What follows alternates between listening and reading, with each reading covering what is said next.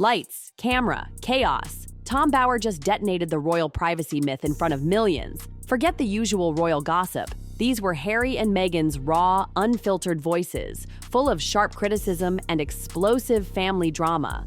Buckingham Palace scrambled as the secrets poured out. What happened next? You won't believe what was revealed in these tapes. Keep watching to find out. I don't see how the Queen, who was described by Harry as vicious in his book, and Kate and William, who were unbelievably traduced both in the book and in the Oprah Winfrey interviews and by Harry in the Apple interviews, can forgive him. I mean, he'd have to eat so much humble pie, and he couldn't cope with the criticism because in his view, he is a target. And so he became hypersensitive and blamed the media for the crashes of his relationship. From the speakers came Prince Harry's unmistakable voice, steady at first, laced with tension shifting between frustration and cold calculation. He was speaking about the palace machine, about private family disputes, about the suffocating demands to maintain the royal image. And then came Meghan's voice, measured but unmistakably strategic, discussing personal ambitions and media tactics that had long been speculated about but never confirmed. The impact was immediate. News tickers ignited, social feeds erupted, and royal aides reportedly froze at their desks, unsure whether to call lawyers or the crisis comms team first. For the audience, it was surreal. Years of polished PR stripped away in seconds, revealing the raw, unfiltered core beneath the Sussex narrative. By the time the segment ended, the airwaves were on fire, and one question was everywhere. If this had made it to broadcast, what else was still hidden? The bombshell tapes weren't just background noise. They were a seismic shift in how the world understands Harry and Meghan's carefully crafted narrative. He's a very complicated, depressed, unintelligent man who is seeking a role and has got really nobody on whom he could rely, which is in the end where Meghan stepped in. What viewers heard was anything but the humble, aggrieved prince and his misunderstood wife. Instead, Harry's tone was sharp and at times even contemptuous. He vented frustrations about palace protocols, griped about the constraints on his lifestyle, and let slip judgments on family members that sounded nothing like those heartfelt letters and memoirs. He landed this prince. That's what she was out for. We know that she was hunting for someone of wealth, of notoriety in Great Britain, and she landed, the biggest you could land. What truly raised eyebrows were the snatches of Meghan's voice. No longer the model of grace under pressure, she spoke openly about strategies for controlling their image, cutting business deals, and sidestepping royal expectations. The tapes captured her discussing how the pair should reframe the story and leverage headlines to maximize both sympathy and influence. It was all method, all calculation, not the spontaneous vulnerability the public had grown used to seeing. For many listeners, this was the first time the mask seemed to slip. Past interviews suddenly felt rehearsed, and long-standing royal grievances began to look more like a branding exercise than personal trauma. The sharp contrast between the tape's content and Harry's previous presentations on Netflix, in interviews, and at charity events couldn't be ignored. The family outsider was revealed as a meticulous power player. Every word weighed for its marketability as much as its honesty.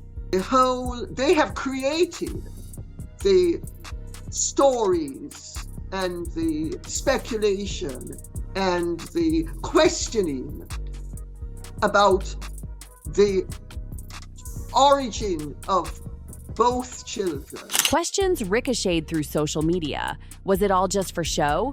Did Harry truly want healing or just headlines? The revelation sent the fan base and critics alike scrambling to reevaluate everything they thought they knew. If these were the private conversations, what other truths were still waiting in the wings? Among the most explosive revelations threaded through the recordings was a cryptic but unmistakable reference to Harry and Meghan's children. Archie and Lil talk of managing public image assets. In the tapes, Meghan allegedly discusses how rarely the kids appear in public, suggesting it's a deliberate choice to control narrative and maintain mystique. Then came what many consider the true shock, a throwaway comment alluding to rented kids, the same phrase that has swirled through the internet rumor mills for years. The very existence of this is damaging to the royal family.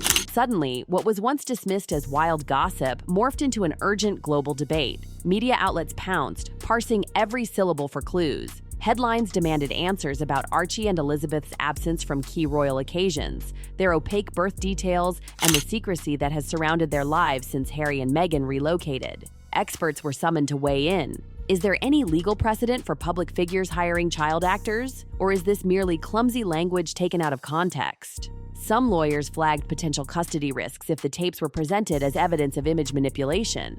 For supporters, the idea was unthinkable. Surely any parent, especially one so outspoken about privacy, would never commodify their own children.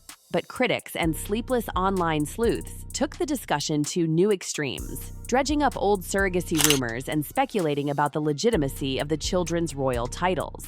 Child welfare advocates raised concerns, arguing that children used primarily to advance a brand or public persona could face long-term emotional fallout. For fame and a lust for perpetual glory, but they're very ambitious to be very successful and earn more and more. And the only way they can do that is by dominating the media and manipulating the media. Harry and Meghan remained silent as the storm intensified. That silence was interpreted not as dignity or restraint, but as a sign that the allegations deserved serious scrutiny. Public interest soared, hashtags trended, and petitions circulated demanding Buckingham Palace clarify the family's official stance towards Archie and Lib. Whether the rented kids claim was a poorly chosen phrase or something deeper, the effect was undeniable. It cracked open a broader conversation about authenticity, privacy, and the boundaries of family in celebrity culture. The tapes didn't just change public opinion. They ignited a legal, ethical, and emotional firestorm that showed no signs of burning out. Backstage, the reaction wasn't just panic, it was pure meltdown. As the leaked tapes ricocheted through media outlets and social platforms, Harry's inner circle sprang into crisis mode. Staffers described a scene more fraught than any royal scandal in recent memory. Phones buzzing nonstop, legal teams scrambling, and Harry reportedly pacing, furious and bewildered as his own words wreaked havoc in real time. They're hurtling towards the precipice. I mean, they really are now battling for survival. Brand Sussex has been so damaged. What set this collapse apart was the context Tom Bower had meticulously built over years of investigation. Bower himself had exposed troubling patterns in Harry and Meghan's dealings, private outbursts against palace staff, aggressive maneuvering to manage their narrative, and repeated clashes with both family and former allies. These weren't isolated incidents. Bower's earlier books and interviews had highlighted incidents where Harry flew into fits over press headlines, strained relationships with longtime friends, and even resorted to threats when he couldn't control the story. One infamous detail Bower uncovered involved Harry's scorched earth approach in the wake of their royal exit. Accounts of heated arguments, attempted interventions by Charles and William, and even alleged ultimatums about business deals and charity affiliations. Bower had chronicled how after moving to Montecito, the couple doubled down on secrecy, surrounding themselves with PR specialists and lawyers ready to pounce at any perceived slight or leak. These internal fissures, long papered over, now snapped into view as the latest tape stripped away any remaining facade. The fallout was more than just reputational damage. It was relational devastation. Trusted aides began seeking legal advice for themselves, worried about being scapegoated or drawn into litigation. Meghan, for her part, maintained a conspicuous silence, reportedly refusing all press inquiries and canceling scheduled appearances. For Harry, the tapes represented the collapse of the walls built to contain years of anger and resentment. The calm, vulnerable prince from documentaries was replaced by someone overwhelmed by a sense of betrayal, forced to reckon with the reality that public sympathy collapses in the face of unfiltered truth. With every new headline, the isolation deepened, and the world could only wonder how much further the spiral would go. No public figures in recent memory have built and then torn down their global brand more spectacularly than Meghan and Harry. Their headline-grabbing exit from the royal family in 2020 was supposed to mark the dawn of a bold new era. Hollywood deals, Netflix documentaries, socially conscious ventures, and a platform for speaking their truth. Yet, as 2025's explosive Tom Bower tapes poured gasoline on the fire, the world is forced to witness a couple not only in personal turmoil, but at the absolute end of their financial and reputational lives. These tapes haven't just arrived at an inconvenient moment. They're threatening to finalize their descent from cultural icons to cautionary tales. Street Journal exposing them for achieving more cancellations and rejections than produced shows. Harry and Meghan's $100 million Netflix deal deal was supposed to prove their American reinvention, but after an initial spike in views, their content failed to maintain interest. Critics pointed out narrative contradictions, and by 2023, Netflix insiders were already concerned. Several projects, like Meghan's children's series Pearl, were quietly canceled, and by 2024, the partnership ended. Harry and Meghan could draw attention, but couldn't sustain engagement. To make $50,000, you need to have millions of dollars. She hasn't got the money for it. And what's interesting is that there isn't a CEO, there's no chief executive of the As Ever brand to actually develop her products. So there she is with all these ideas, but in the end, it all boils down to herself as the brand. Spotify's exclusive podcast deal followed the same fate, with Meghan's show Archetypes failing due to poor pacing and controversy over pre-recorded clips. Fans and advertisers pulled away, with one Spotify executive calling them grifters. Markle doesn't have friends. She doesn't do friends. She does business contacts. That's why she had no one at her wedding who she knew from before she started Suits. Every single one of her childhood friends, her school friends had all been ditched. Meanwhile, Meghan's ventures, like American Riviera Orchard and As Ever, stumbled into legal and branding issues, while Harry's charity work struggled with declining donations. The couple's public image crumbled as trust in their narrative eroded. Donations to their Archwell Foundation dropped, and their lavish spending fueled tabloid scandals. Reports of financial struggles, including speculation about asset sales, only added to the turmoil.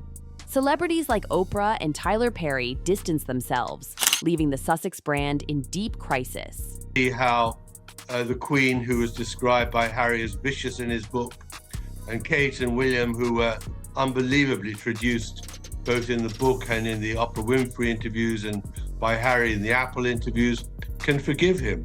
I mean, he'd have to eat so much humble pie. Amid tentative talks for reconciliation between Harry, Meghan, and the palace, Tom Bower's tapes hit like a bombshell, revealing private grievances, cold calculations, and explosive rented kids allegations. The royal family froze, and legal teams scrambled. Industry partners pulled back, and peace talks were abruptly put on hold. The family's fractures deepened, and any hope of a truce vanished. Public opinion turned sharply against them, and their brand spiraled into crisis. Harry and Meghan now face a grim future. With Netflix and Spotify gone, their earning power is crumbling. The tapes were a total betrayal, raw audio evidence trumping any public statement. Their rebrand has been a disaster, with Meghan's persona shifting from one extreme to another. Every attempt to launch a new venture fails, and the scattered approach only erodes trust. Their credibility is now at an all-time low. The Sussex brand is a chaotic mess. Without a clear identity, Meghan's lifestyle empire crumbles before it even takes off. The tapes have pulled back the curtain on their story, and now there's nowhere left to hide. Their reputation is shattered, and whether they retreat or reinvent themselves, the stakes have never been higher. The narrative has run out of second chances.